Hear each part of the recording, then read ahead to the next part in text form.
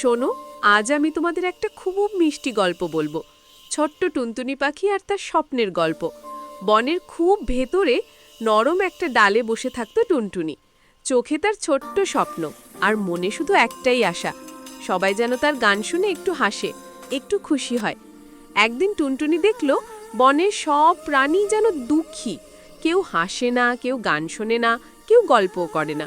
টুনটুনি আসতে বলল, হায় রে, এভাবে তো হবে না। আমি যদি একটু খুশি দিতে পারি তাহলেই তো ভালো। রাতে চাঁদের আলো নামতেই টুনটুনি চোখ বন্ধ করে গাইল, খুব নরম, খুব মিষ্টি একটা গান, স্বপ্নের মতো হালকা। গান শুনে পাতা দুলল, ফুলগুলো হাসলো, নদী টুপটাপ শব্দ করে তার সাথে তাল মিলিয়ে বয়ে গেল। পরের দিন ভোরে সব প্রাণী অবাক। বনের মধ্যে যেন নতুন আলো, নতুন হাসি, নতুন খুশি। সবাই টুনটুনিকে ঘিরে বলল, এই সুর কোথা থেকে এলো? টুনটুনি লাজুক গলায় বলল, আমি শুধু চাই তোমরা একটু হাসো, তোমাদের হাসিই আমার শক্তি। সবাই হাততালি দিল। কেউ বলল, টুনটুনি তুমি আমাদের তারকা।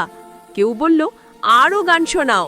কেউ বলল, তোমার মতো মন সবাই যদি পেত, বনটা সব সময়ই খুশিতে ভরে থাকতো।